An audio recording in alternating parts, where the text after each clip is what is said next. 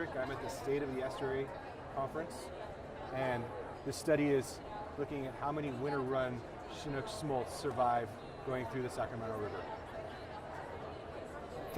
Most of the fall run and the spring run, what they do is once they leave the system, they leave quickly, and when they get to the delta, they kind of slow down, and you see that they hang out for quite a while. But in the case of the winter run, it's in the upper river here that they're stopping for a period of 30 to 40 days. Wow. And holding.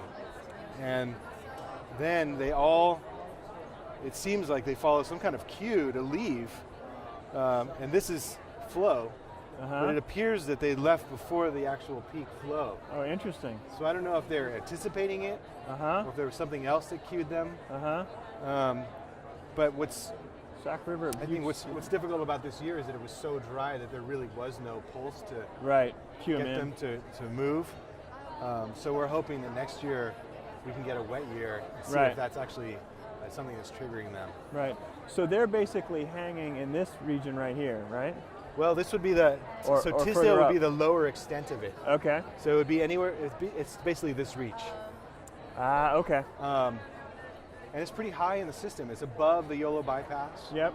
And it's not the pristine habitat that you might associate with where they would maybe hang out at like a Redding area. This is more. There's a lot more channels, irrigation ditches in this area. Slower flow. It meanders. Meanders. So is this pretty channelized, or? No, it does meander a bit. Yeah. The other thing to pick out from this poster, I think, is that here's survival rate per 10-kilometer reach. Right. And basically, its survival is really good until you get to Battle Creek. Battle Creek really is where the Coleman hatchery is, and they release all their fall run out of there.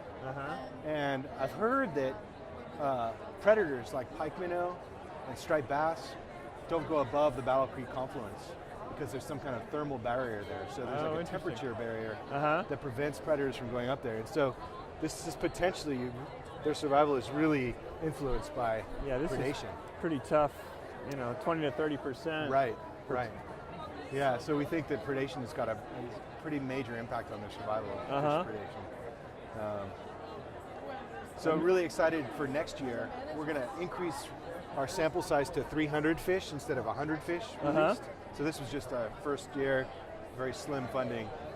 Increase it to 300, and then hopefully we get better survival estimates lower in the system. You see those error bars are pretty big, and basically our detection probabilities are it's not so good. Right. So is that why it inflates the survival estimates? Right. So I was going to ask why some of the survival rate estimates went up above 1, and it's because the detection probabilities are so low. There's so few fish going through the system at that point.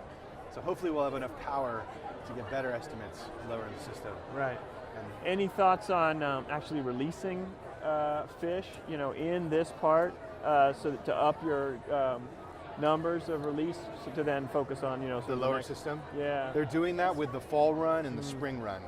They're going to truck, I think, 100 fish or so down to Discovery Park in Sacramento.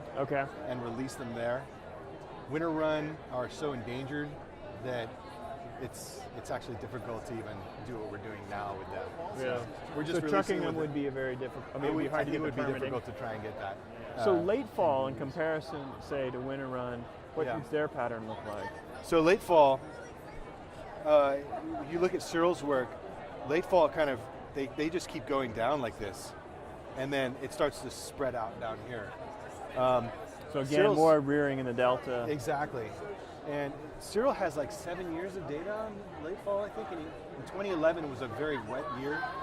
And that year, survival was much greater for late fall in that wet year. So there's something to be said for increasing flows for these fish. Yeah. Do you think you'll be incorporating some of this data into your model? Or? Yeah, because what we want to do, so this timing information is critical. Because what we're doing right now is essentially, we have fish, and we have very, the structure is very gross relative to this. We basically have the river habitat unit, which essentially runs to Sacramento. Right. And then we have access to the Yolo bypass here. Right, here's Freeport diversion, so it's right in here. Right. And then we have Delta, and then we have the bay, and then we have the Gulf and the... Right. So what we are looking at is essentially a flow trigger right in here, which is, and so this is related to Rosalie's work, where her stuff was based on winter run sized fish that are then showing up in Knight's Landing. Right. And so essentially, you have a flow trigger, and if it didn't come, she's seen in some of her work, years where there's not a strong signal, that you do get them migrating through later. It's just that it's much less pronounced. Yeah, it's much more scattered. Right. But they definitely will go at some point. They're just like, okay, it's not coming. We got to go. Yeah. So we're trying to model that process, which is basically at Wilkinson Slough, you get a flow signal. If you do, then you'll get a pretty high proportion of the fish that are ready to go in that month moving. If not, then they'll stay. Right. So this pattern in the movement rates is critical. I mean, we can use this right off the bat. Right. Particularly, she's not able to really get this. No, because she doesn't know what she's looking at. Where they're slowing down. She just knows where she's seeing. Right.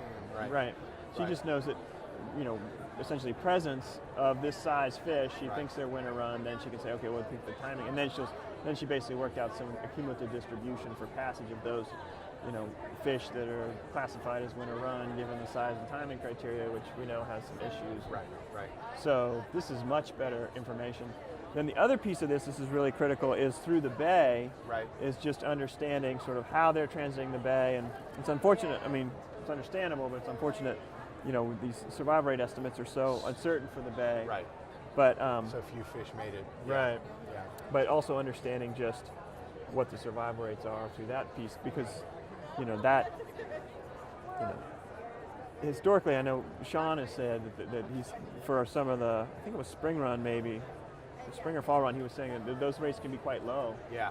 And so maybe next year when we have more tags out, we'll be able to get better resolution. Well, this information, like I said, we can use right now, tomorrow. Oh, that's great. Yeah, we can. The timing stuff is, and it really, it's just really important too, because this suggests too for winter run that, doing a lot of restoration in the delta, creating tidal habitat or whatever in here, may not do a whole lot for them. Right. That really, it's this section of the watershed where they're spending a month rearing, basically. That's where, if you want to spend some research dollars or you want to spend some, habitat. The upper river definitely seems to be important, at least in this year. Right. Although, who's to say whether they're spending time in the delta or not? The few fish that we've measured don't appear to be doing that, but smaller fish could be rearing in the delta. That's the other thing, is that we're constrained here. Right. So how big are these guys when you're tagging them? These are 90 millimeters. Okay. And the reason is we have to use a larger battery tag, double battery tag, that'll last this period of time. Yeah. They've gotten the tags down to 0.3 grams, but they just only last 30 days. Yeah. So we're faced with that trade-off. We need, what would be great would be to obviously release them, to use a 30-day tag, release them lower in the system. See what they do. Yeah, and see what they do. And there's also the question of what are the fry doing? What are the smaller fish doing? Are they perhaps using this area to rear? Yeah. That these larger fish may not be. Right. So that's something we're not going to be able to get to for a long time. now. And that's so the way we've structured our model is essentially, and it's generic enough that we can look at, we want to be able to apply sort of the same basic geographic areas to fall run, spring run, winter run, and I don't think we're targeting late fall run yet. But essentially say, okay, you've got spawning that's occurring someplace, then you've got a tidal fry component that's basically just going to shoot through the system and come down into the estuary and rear. And that's going to vary by run. Winter run, we think, is very low, just based on, not seeing too many fish and beach seines and other things that would fit into that winter run, that you could characterize as coming from those guys. Sight timing. Yeah, sight timing. But obviously a lot more prevalent in fall run as a strategy. And then basically look at, okay, is there a flow trigger to get them down lower in the system? And then once there is, how does monthly habitat capacity shift them around different rearing areans, and then obviously the access to the old bypass being a limiter of whether or not they can actually get in there. Right. And then basically, allowing us to then sort of play with these capacities. And Right. the goal there is, habitat restoration would ultimately improve or increase both the habitat quality and then also, the capacities that would be in these different categories of habitat quality. Yeah. And what would that do then, as sort of a BDCP scenario type evaluation? Let's say you can, up the amount of high quality habitat in here by, 10,000 acres or something like that. Right. Like, what does that get you in terms of rearing potential, in terms of shifts in timing about migration, where now maybe it's not quite so pulsed, they're not migrating through so quickly, but there's actually a group that would stay and come out a little bit later, or come out, so just trying to work with that and understand that. So it's kind of a timing and rearing location combination to look at the diversity question. Yeah, I guess the question is, when you change those things in the delta, are you improving the habitat for the predators as well? Or and that's a great question. Yeah, and in some cases, the types of habitat that Chinook tend to want to rear in, at least up in the Skagit, where we're sort of trying to, piggyback a little bit on some of the work up there that like Corey Green and some other guys at NIMS have done. They're these blind channels. Well, if they're deep, then that's basically great striped bass habitat too.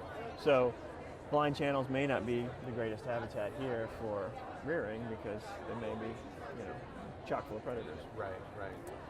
Yeah. So that's another question is what sort of habitats would you create and who's going to end up in them ultimately? Yeah. I mean, this is definitely, the way we're probably going to get the most important, the most critical information in the shortest time frame. I mean, so that's good. I'm glad to hear that. Yeah. Oh yeah. To the extent that it can be used for more than what we're just doing, it makes it that much more worthwhile. Well, thanks for your thoughts on this. Yeah. Oh yeah. It's a cool study. I mean, it's been fun to do for sure. So it's a good team to work with. Yeah. So what's your background? Where were you before you started this postdoc? So I actually came out of the same lab that Sean did, Marine Mammal Lab in Santa Cruz with Dan Costa. I studied the foraging ecology of elephant seals. Oh wow! Yeah, so we were putting bigger tags on them. We were putting GPS tags and satellite tags. Looking at their diving behavior, where they ranged. You guys using depth as well? Time depth recorders. Yeah. Yeah. So we're. I was looking at differences in how females foraged relating to how old they were, the role of experience, and whether older females dove in different ways than younger females, and how that translated into how much energy they gained, what their foraging success was, and those kinds of things. So that was more what my research was on. And where were the elephant seals located? They breed right there, 20 miles up the road at Año Nuevo. Oh, I didn't know that. Yeah. Wow, that's convenient. Yeah. It's a half-hour drive to our field site. The downside of it is that you never have an off season. Oh, I bet. So I bet. And how's tagging elephant seals? Is that? It's not as hard as you might think because they're not very mobile on land. So all you need is a syringe and a saline tube. You don't even need to dart them. You can just walk up to them and drug them with just a syringe. So it's not too bad. It's the other ones that are around there that aren't drugged that you have to worry about you're working on. Hey, Bob went down. Yeah. What's that guy doing? It was a fun PhD.